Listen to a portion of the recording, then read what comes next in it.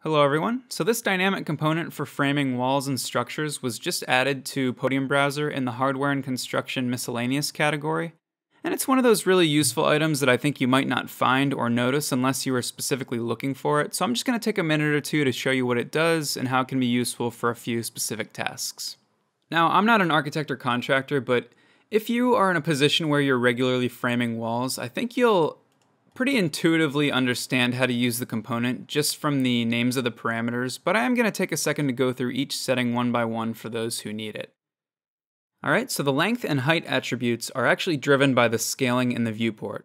You can key these values in manually if you want, but it's a lot easier to just select the component, hit S to scale, and then grab the handle and drag it out to the length that you need. So I'll grab this, snap it to the inference point at the end of the wall, and as you can see, the number of vertical studs is automatically adjusted based on the length of the wall and the spacing that we've set in the dynamic component options. Now, to access the dynamic component options, I right-click, go to Dynamic Components, and choose Component Options. And this is all the parameters that we have available to us with this dynamic framing component. The height of the component can be entered right here in the field, but just like the length, you can also use the scaling in the viewport. Okay, so let me undo that and we'll move on to spacing. Okay, there are two different settings available for the spacing of the studs or array members. So right here under spacing type, when precise is selected, it means you're setting an exact value in units of your choosing right here under member spacing. And this is the exact value between each member of the array measured from center to center. Now, it's my understanding that walls are almost always framed with precise spacing, and commonly walls are studded 16 on center, which means there are 16 inches between the center of each vertical stud. So if I enter 16 inches right here in this field and click apply, the component updates, and now we have exactly 16 inches between the center of each of these vertical components. However, the length of a wall is not always going to be an exact multiple of 16 inches. So this means there's not always going to be even spacing at the end of the wall when you use precise spacing. But this is expected, and it's just something that contractors deal with when they're framing walls. So if we look at this component closely, you can see all of these center components are exactly 16 inches apart, including the one at the start here. But the one right over here at the end is actually only 11 3/4 of an inch. But that's not a problem. That's just how walls are framed. Okay, when equal spacing is selected, it means each array member will be distributed with equal spacing along the entire length of the component. So if I switch this to equal spacing and click apply, you can see those are redistributed, and we have exactly the same distance between each array member. So let me show you one more thing about how equal spacing works. Now, we still can control the member spacing by changing the value in the member spacing field. However, you'll see in the field immediately beneath that, the distance is automatically recalculated and adjusted so that exactly the same distance is between each array member. So if I change this from 16 to 10 inches, you can see the equal variable spacing amount is actually 10.25 inches. So what the dynamic component does is takes this entire length, divides it by 10, and then finds the closest value that gives us equal spacing between each vertical array member. And remember, this automatically adjusts based on the length of the component. So the number of array members depends on the length of the array divided by the member spacing. Okay, array member depth and width controls the dimensions of the studs or array members. I have mine set to 3.5 by 1.5, which is close to the actual width and depth of a 2x4 board. But let's say you want to make a fence or something and you want these verticals to be perfectly square. I could just change the second value to 3.5.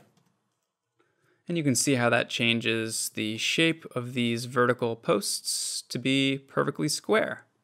If I wanted the width to be even greater, maybe something like 6 inches, I can do that.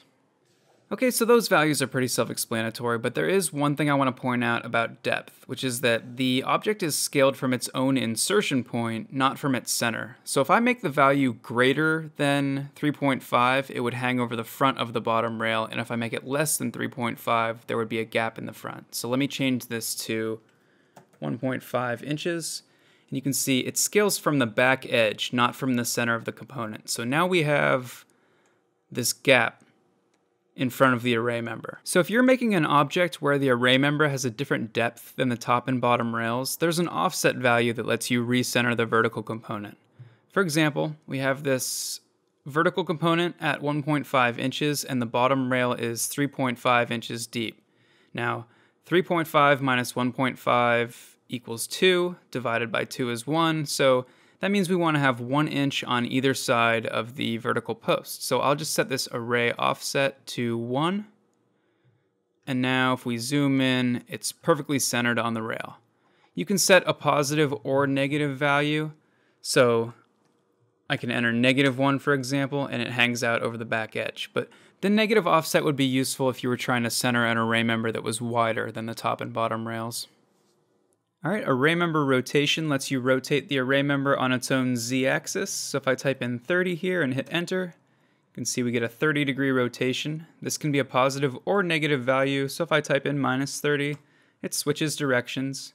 This array rotation attribute can be useful for some sort of unconventional applications like these shutters, for example.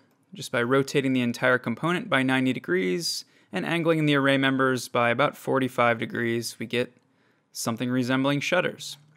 Okay, moving on. Double members at end 1 and end 2 controls how many boards are present at the beginning and the end of the wall. These are both set to yes by default, but if I set them both to no, you can see one board is removed from either end of the wall. And that's the exact same thing for the bottom and top rails. So these are set to double by default, but I can choose single or even none. From the drop-down menus, click Apply. Now we have a single rail on top and bottom, and if I wanted to, I could set this to none to remove one of the rail components. Okay, rail depth and rail width lets us set the dimensions of the horizontal rail components. And this has the same quirk as the array members in the sense that they scale from the back edge, not from the center of the board. So again, you may need to use the offset to keep things centered if the rail components have a different depth than the array members. All right, the last set of parameters is the end member depth and end member width. So as you can see, the end members have their own scale values independent of the rest of the array. So if you change the dimensions of the array members, make sure you change the end members to match unless you want the end members to distinctly have a different width and depth. Now the end member scaling is really useful for things like shelves and framing, so it does increase the flexibility of the component. Alright, that covers all the dynamic component options. Now, before I wrap up the video, I just want to make one quick example and show you how this framing component can be used to make some built-in shelving. So I'm going to swing over here into this room. And the first thing I'm going to do is rotate the entire component by 90 degrees because I want the array to be vertical. I'm going to use the array members as shelves. Okay, there's no need for double rails or double end members, so I'm going to come over here and set all of these to no and single and click apply. And now I can scale the component so it fits inside the nook. I'm just going to make it smaller and move it into place and then switch to wireframe mode. Come over here and grab this corner vertex and make sure that that snaps right to the edge of the wall, right there. And we can go back to textured mode, S to scale, and I'm going to make sure this snaps to the top and to the side. And we are getting pretty close. So the next thing I want is equal spacing between all the array members. So we'll switch this from precise to equal spacing. Click apply, and now we have even spacing, and we can decide how much room we want between each shelf.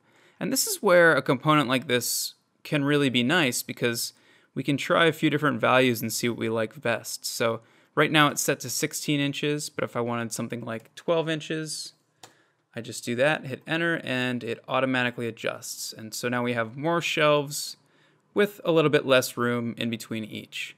Let's go back to 14. And we'll just say that that looks good. All right, now I want my shelves to be flush with the edge of this center area, and I know that the alcove was exactly 16 inches deep, so all I need to do is set the rails, the end members, and the array members to 16 inches for their depth. So 16, under rail depth, 16, under end member depth, 16, and we have our built-in shelving. Okay, I think that covers the basics, so I'm going to go ahead and end it there. Remember, this component is found in the Hardware and Construction section under the Miscellaneous subcategory, so take a look there if you want to frame some walls, or make some shelves, or come up with a use case of your own. Alright, thanks folks, see you in the next one.